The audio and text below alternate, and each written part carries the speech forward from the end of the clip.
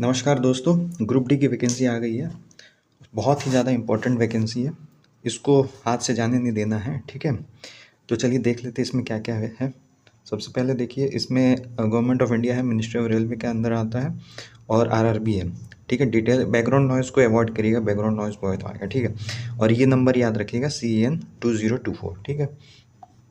और देखते हैं नीचे, देखिए क्या क्या है, क्या क्या इंपॉर्टेंट वो देख लेते हैं। सबसे पहले इंपॉर्टेंट डेट्स है।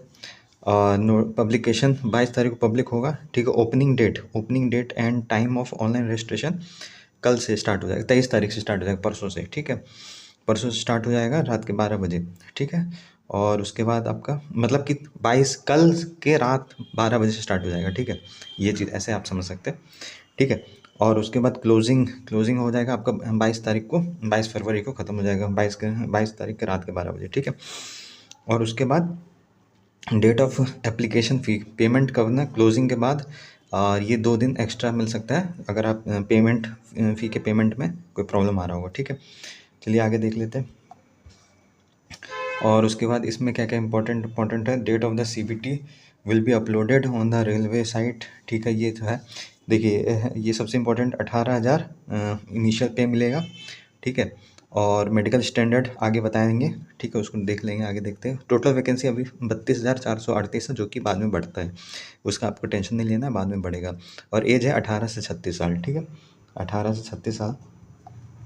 आगे बढ़ते हैं हम, ठीक है। और क्योंकि ना पहले 18 से 33 साल था, और अब उसको 3 साल का रिलैक्सेशन यहाँ मिला है, 3 साल के लिए रिलैक्सेशन कोविड की वजह से, तो ये 18 से 36 कर दिया गया, ठीक है। तो ये बहुत अच्छी बात है। उसके बाद आगे जो जो इम्पोर्टेंट है वो पहले देख लेते हैं, ठीक है। मेडिकल फिटनेस तो आगे देखेंगे मेडिकल फिटनेस के बारे में, इसमें हम लोग डिटेल्स देखेंगे, ठीक है। उसके बाद आपका ये इलेक्ट्रॉनिक आइटम, ये सब बैंड है, स्टेज है, फिर PET वगैरह शॉर्ट लिस्ट होगा, ठीक है। पहले रिटर्न होगा, उसके बाद फिज़िकल होगा, फिर फिज़िकल होगा, ठीक है। पहले रिटर्न होता है, फिर फिज़िकल होता है, एक रिटर्न एग्जामिनेशन होगा बस, ठीक है।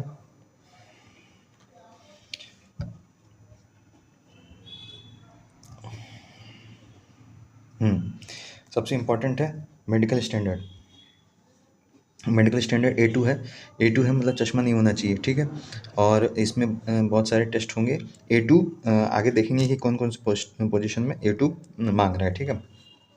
डिस्टेंस विजन हो जाएगा, नियर विजन 0.6 मतलब 6/10, जैसे कि डिस्टेंस विजन 6/10 है, 6/9 है, वैसे ही नियर विजन 6/10 होता है, ठीक है। Near vision 6/10 without glass check किया जाएगा, ठीक है। नियर विजन चेक किया जाएगा 6/10, ठीक है। और कलर विजन टेस्ट होगा, बाइनोकुलर टेस्ट होगा, नाइट विजन टेस्ट होगा। A2 अगर कोई पोस्ट में A2 अगर मांग रहा है तो, ठीक है। आगे देखते देखिए A3 जिसमें मांग रहा है वो 6/9। और इसमें चश्मा अगर है तो 2 डायोप्टर से ज़्यादा नहीं होना चाहिए, तो वहाँ पे A3 है। अगर 2 डायोप्टर से ज़्यादा हो गया तो आप A3 में नहीं आएंगे, ठीक है। 2 डायोप्टर से कम, ये ध्यान रखिएगा। आपको सिलेंड्रिकल और स्फेरिकल दोनों ऐड होता है, ठीक है। ये ध्यान रखिएगा। और उसके बाद जो स्फेरिकल होता है वो पूरा ऐड होता है, और सिलेंड्रिकल होता है उसका आधा ऐड होता है। मतलब कि जैसे कि आपका स्फेरिकल 4 है और सिलेंड्रिकल 2 है, तो आपको टोटल 6 नहीं होगा, आपका 4 देखिए सबसे पहले मैं बताता हूँ। स्फेरिकल जैसे ये सिलेंड्रिकल है और ये टोटल है, ठीक है। तो यहाँ पे हो जाएगा 4, मान लेते एग्जांपल है, ठीक है। अगर स्फेरिकल 4 है, सिलेंड्रिकल 2 है, तो आपका टोटल हो जाएगा, इसका आधा ऐड करेंगे, मतलब 4 + 2/2, मतलब 4 + 1 = 5 टोटल पावर हो जाएगा। ऐसे ही ऐड होता है, अब जितना पावर होगा आपका सिलेंड्रिकल स्फेरिकल वगैरह जो भी है, इसको ऐड करके टोटल ये है। अब यहाँ पे ये 5 डायोप्टर हो गए। अब यहाँ पे ये A3 दिया हुआ है, मतलब कि A3 दिया हुआ है आपका, 2 डायोप्टर से ज़्यादा नहीं होना चाहिए। तो आपको ऐसे ही कैलकुलेट कर लेना है आपका कितना है। 2 डायोप्टर तक टोटल मिला के, जो टोटल मैंने जो टोटल लिखा था वो आपको 2 डायोप्टर से ज़्यादा नहीं होना चाहिए, ठीक है। चलिए आगे देख लेते हैं।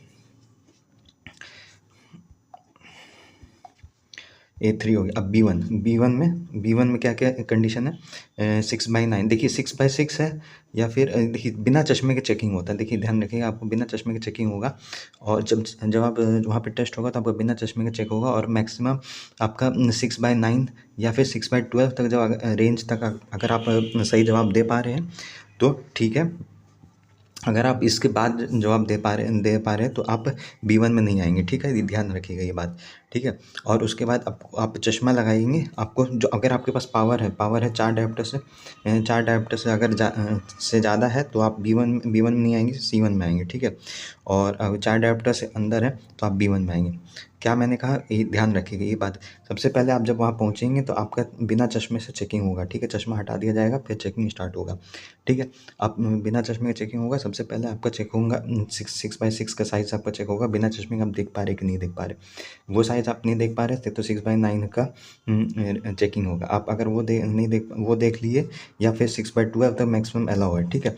आप 6/12 तक आप मैक्सिमम आप देख लिए तो ठीक है, आप वैलिड है। अभी उसके बाद 6 बाई आगे 36 वगैरह होगा तो इसको ये लास्ट में देख ही लेते हैं, बहुत लोग ये भी नहीं देख पाते, ठीक है। तो यहाँ तक अगर आप आ रहे हैं, ठीक है, तो आप उसके बाद अब आपका देखा जाएगा कि आपका पावर कितना है। तो इस रेंज में आपका 4 डायोप्टर्स के आसपास आपका पावर होता है, ठीक है। अगर 6/12 तक आप पहुँच रहे हैं तो आपका चश्मे का पावर अप्रॉक्स 4 डायोप्टर तक होता है। अब ये ध्यान रखना है कि टोटल आपको मिला के जो टोटल मैंने बताया था वो 4 डायोप्टर से ज़्यादा नहीं होना चाहिए, ठीक है। ये आपको ध्यान रखना है, ये हो गया स्फेरिकल और सिलेंड्रिकल मिला के 4 डायोप्टर से ज़्यादा नहीं होना चाहिए, ठीक है। और उसके बाद ये इसके ऊपर जो मैंने बताया था, यहाँ पे देखिए, यहाँ पे मैं आपको एक्सप्लेन कर देता हूँ। आपको बिना चश्मे के बैठाया जाएगा और उसके बाद आपको चेकिंग किया जाएगा। 6/6 पहले चेक किया जाएगा, अगर आपको नहीं दिख रहा है तो 6/9 चेक किया जाएगा, ठीक है। अगर 6/9 आपने देख लिया तो आप A3 में आ जाएंगे, ठीक है। A3 में जाएंगे। अब उसके बाद आपका पावर चश्मे का पावर चेक किया जाएगा, जो कि अगर 2 डायोप्टर है, ठीक है, 2 डायोप्टर है तो मैक्सिमम टोटल 2 डायोप्टर होना चाहिए या फिर उससे कम होना चाहिए, ठीक है। ये ध्यान रखिएगा। अगर आपका यहाँ पे 6/9 है लेकिन 2 डायोप्टर से ज़्यादा है तो आप B1 में चले जाएंगे, ये ध्यान रखिएगा। अगर आपका चश्मे का पावर 2 डायोप्टर से ज़्यादा है तो आप B1 में कंसिडर कर जाएंगे, भले आप 6/9 का साइज़ देख पा रहे हैं तो भी, ठीक है। ये ध्यान रखिएगा। यहाँ तक आपको समझ में आ गया। चलिए आगे देखते हैं। अब इस तरह B2 है, ये भी वही 6/12 देखा जाएगा, लेकिन यहाँ पे B2 में ज़्यादातर कलर विजन, जिसको कलर का प्रॉब्लम होता है वो B2 में आते हैं, ठीक है, जो कलर प्रॉब्लम होता है। बाकी साइज़ वही है जो कि, और C1 जो कि 4 डायोप्टर से ऊपर पहुँच गया तो वो C1 में आ जाते हैं। अब यहाँ पे भी वही चेक किया जाएगा, 6/6 चेक किया जाएगा बिना चश्मे के, आप नहीं जवाब दे पाए। 6/9 चेक किया जाएगा, आप नहीं जवाब दे पाए। 6/12 तक चेक किया गया, अगर ये जवाब दे दिए तो ठीक है। और 6/18 जवाब दे दी, मैक्सिमम यहाँ तक अलाउ कर देते हैं, 6/18 तक अलाउ कर दिए, ये यहाँ तक पहुँच गया, ठीक है। अब यहाँ तक बात समझ में आ गई। अब 6/18 आपने देख लिया तब आप बच गए, अगर उसके ऊपर गए 6/36 तक पहुँच गए तो आप दिक्कत हो जाएगा, ठीक है। अब 6/18 तक पहुँच गए। अब 6/18 तक आपका जो है 4 डायोप्टर के ऊपर है, लेकिन 6/18 तक आप देख रहे हैं तो आप C1 में आएंगे, ठीक है। ये ध्यान रखिएगा, ठीक है। चलिए अब आगे देख लेते हैं।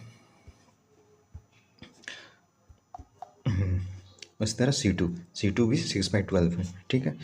और उसके बाद अगर जैसे कि अगर आप A2 में आपका मेडिकल स्टैंडर्ड है, मान लेते हैं आपका A2 मेडिकल स्टैंडर्ड है, ठीक है। तो आप उसके नीचे जितने पोस्ट है, ये सब जितने पोस्ट है, ये सब जो है आप उसके लिए एलिजिबल है, ठीक है। मान लेते हैं आपका A3 है तो आपका A3 है तो उसके नीचे जितने पोस्ट है, ये सब उसके नीचे जितने हैं, उसके नीचे B1 वाले जितने पोस्ट है, B2 वाले, C1 C2 वाले जितने पोस्ट है उसके लिए आप एलिजिबल। ऐसे ही आप B1 है तो उसके नीचे B2 C1 C2 के लिए वैकेंसी था, उसके लिए एलिजिबल है, ठीक है। उसके ऊपर के लिए एलिजिबल नहीं है, लेकिन उसके नीचे के लिए एलिजिबल है, ठीक है। और आपने वो करा लिया है, क्या बोलते हैं, लेज़र वगैरह, लेसिक वगैरह करवा लिया है तो आप C1 में कंसिडर किए जाएंगे, ठीक है। अभी तक तो यही होता है, आगे देखा जाएगा। आगे मेरे को एक बार देखना पड़ेगा, कहीं लेज़र का एक बार देख लेते क्या है। Any other surgery are not eligible for the post of having A2 and A3. However, candidate with the LASIK surgery may be eligible for the medical standard of B1, B2, C1, C2. ठीक है, अब B1, B2 और C1, C2 में आप eligible हो जाएंगे अगर आपका लेसिक हुआ है तो। ये ध्यान रखिएगा, B1, B2 और C1, C2 के लिए एलिजिबल रहेंगे, और लेकिन A2, A3 के लिए आप एलिजिबल नहीं रहेंगे, ठीक है। चलिए ये तो है, ये आपको पता ही होगा। ये आपका एज बढ़ गया है, ये बहुत अच्छी बात है। 3 साल के लिए बहुत लोग को एडवांटेज मिली है, जो लोग नहीं कर पाए थे। चलिए अब कर लीजिएगा। और यहाँ पर जो एज रिलैक्सेशन जो हर बार मिलता है हर वैकेंसी में, वो आप देख सकते हैं। ठीक है, अब आगे देख लेते हैं।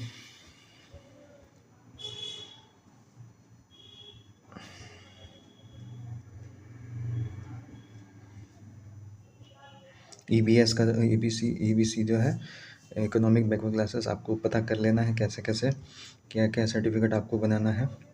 उसके बारे में आप लोग डिटेल्स देख सकते हैं, EWS वगैरह सबका डिटेल्स वगैरह सर्टिफिकेट बना देना है। और नीचे देख लेते हैं और क्या क्या है। 67 पेज का है, जो इम्पोर्टेंट है वो बस देख लेना है।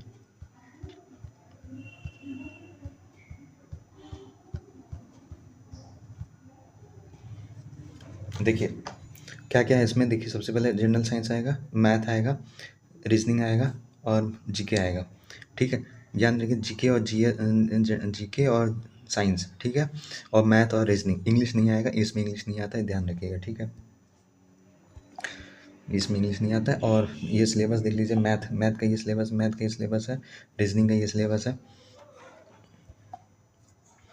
और साइंस का ये सिलेबस है, और आपका करंट अफेयर जीके का ये सिलेबस है। ठीक है, ये आपको देख लेना। Science and technology, sports, culture, personality, economic, political and other सब। एक एक को बाद में मैं अगले वीडियोस में एक्सप्लेन करूँगा सारे को। ठीक है, अभी शॉर्ट में देख लेते हैं। फिर फिजिकल पीटी होगा। पीटी में आपको मेल जो कैंडिडेट है उसको उन लोगों को 35 किलो का वजन उठाना है, 100 मीटर जाना है, 2 मिनट के अंदर कर लेना है। ठीक है, क्या क्या मैंने बोला, 35 किलो वजन, 100 मीटर, 2 मिनट। ठीक है, और उसके बाद बीच में एक बार भी रखना नहीं है, ज़मीन पे एक बार उठा लिए तो उठा लिए। अब नीचे नीचे आ जाइए। 100 मीटर, 1000 मीटर आपको रनिंग करना है। 1000 मीटर आपको रन करना है। 1000 मीटर रन करना है 4 मिनट 15 सेकंड के अंदर, मतलब 1 किलोमीटर की रनिंग करनी है। एक बार में आपको दौड़ना है 4 मिनट 15 सेकंड के अंदर। वही फीमेल का अगर देखना है तो फीमेल आपको 20 किलो का वजन उठाना है, 100 मीटर 2 मिनट। ठीक है, और उसके बाद उनको रनिंग करना है 1 किलोमीटर 5 मिनट 40 सेकंड का। बॉयज़ को 4 मिनट 15 सेकंड, गर्ल्स को 5 मिनट 40 सेकंड। ठीक है, और उसके बाद यहाँ पे ये 20 किलो, ये 35 किलो। ठीक है, ये डिफरेंस है। खैर आगे देखते हैं, उसके बाद और क्या क्या इंपॉर्टेंट अभी देख लेते हैं, बाद में अच्छे से एक्सप्लेन करेंगे। नॉर्मलाइजेशन वगैरह होगा ही।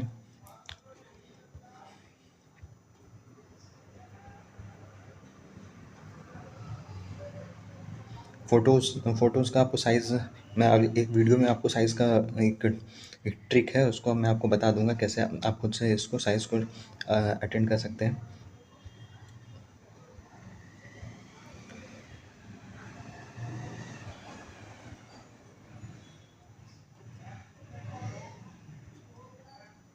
सर्टिफिकेट्स वगैरह आपको देख लेना है, और कोई भी डाउट होगा तो ये सब वेबसाइट का नाम है, इसमें आपको अपना मेल कर देना है, और ये इसमें सब सारी डिटेल्स इनमें आएंगी।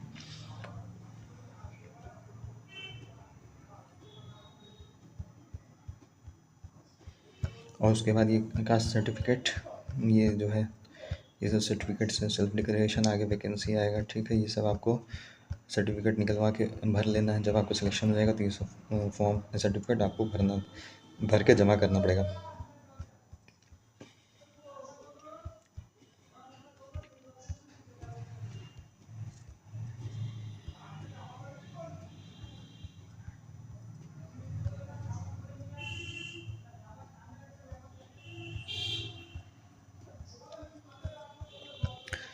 अब यहाँ से चलिए, यहाँ से देखा जाए, ये यहाँ से इम्पोर्टेंट है। ठीक है, चलिए यहाँ से देख लेते हैं। सबसे पहले देखिए, असिस्टेंट सिग्नल एंड ट्रैफिक है, डिपार्टमेंट प्रोडक्शन में C1 मांगा है। ठीक है, मेडिकल C1 मांगा है, मतलब इसके ऊपर जो है वो भी एलिजिबल है, और C1 तक एलिजिबल है। ठीक है, C2 वाले एलिजिबल नहीं रहेंगे। ठीक है, ये ध्यान रखिएगा। ठीक है, सिग्नल में B1 मांगा है, मतलब B2 C1 C2 एलिजिबल नहीं है, A1 A2 A3 और B1 यहाँ तक एलिजिबल है, ठीक है। इसका मतलब समझ में आ रहा है ना, C1 है तो C1 और उसके नीचे ये C1 तक माना जाएगा, इसके नीचे C2 है वो इनवैलिड है, ठीक है, वो लोग एलिजिबल नहीं है। और उसके बाद A2 A3 B1 B2 ये लोग ये सीट ले सकते हैं, और C1 तक ये सीट ले सकते हैं, C2 वाले सीट नहीं ले सकते। C1 है मतलब C2 वाले नहीं ले सकते। देखिए A2 A3 B1 B2 C1 C2, ठीक है। अब यहाँ पे देखिए जैसे C1 लिखा हुआ है, C1 लिखा हुआ है तो C1 में तो ये भी C1 भी उसको सीट मिल सकता है, B2 को मिल सकता है, B1 ले सकता है, A3 वाले ले सकते हैं, A2 वाले ले सकते हैं, ठीक है, सब ले सकते हैं, ठीक है। अगला है B1 है तो इनके ऊपर जो है B1 के ऊपर जो भी है वो ले सकते हैं। C1 है तो C1 और C1 के ऊपर है वो भी सारे ले सकते हो। B1 है तो B1 और B1 के ऊपर जो भी है वो सीट ले सकते हैं, ठीक है। यहाँ C1 है तो C, बस ऐसे यही आपको ध्यान रखना है। ये तो C2 जिनका है वो उनका चांसेस बहुत कम है, उनका चांसेस है ही नहीं। अगर देखा जाए तो उनका कहीं C2 के लिए पोस्ट है ही नहीं कहीं। चलिए आगे देखते हैं। C2 के लिए कोई पोस्ट नहीं है C2 के लिए, ठीक है। और उसके बाद ये सब आपको देख सकते हैं कि A3, ये आगे मैं डिटेल्स में सारे वीडियोस को आपको बताऊंगा डिटेल्स में।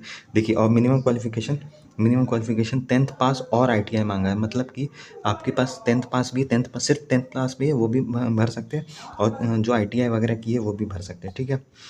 उसके बाद इसमें भी यही है, इसमें भी सारे जो पोस्ट है उसमें भी 10th पास और ITI मांगा है, ठीक है, और मांगा है, ये ध्यान रखिएगा, मतलब दोनों में से कोई एक 10th पास या ITI, ठीक है। बहुत बढ़िया, बहुत अच्छी बात है, इसमें लोगों की संख्या बढ़ जाएगी। और ये जोन वाइज वैकेंसी है, ठीक है। इनको मैं बाद में डिटेल्स में आपको एक वैकेंसी का आपको मैं डिटेल्स में आपको बताऊँगा, ठीक है। जब तक इस चैनल से बने रहिए, आपको पूरा डिटेल्स में सारे नॉलेज आपको मिल जाएंगे, ठीक है। सारे कहाँ से बढ़ना चाहिए, कौन से जोन आपको सेलेक्ट करना चाहिए जो कि आपके लिए सही रहेगा, वो सब मैं आपको डिटेल्स में आपको बताऊंगा वैकेंसी के हिसाब से, ठीक है। चलिए 67 तक पहुंच गए, ठीक है। तो ये हम लोग पहुंच चुके हैं अपने फाइनल पेज तक। अब आपको क्या करना है, ठीक है, आपको क्या करना है, सबसे पहले अपना रीजनिंग, मैथ और जीके इन तीनों में लग जाना है, ठीक है। और आगे मैं आने वाले वीडियोस में आपको और भी डिटेल्स दूंगा, ठीक है। तब तक इस चैनल को सब्सक्राइब करिए, ये बहुत ही इम्पोर्टेंट रहने वाला है, ठीक है। Okay, thank you.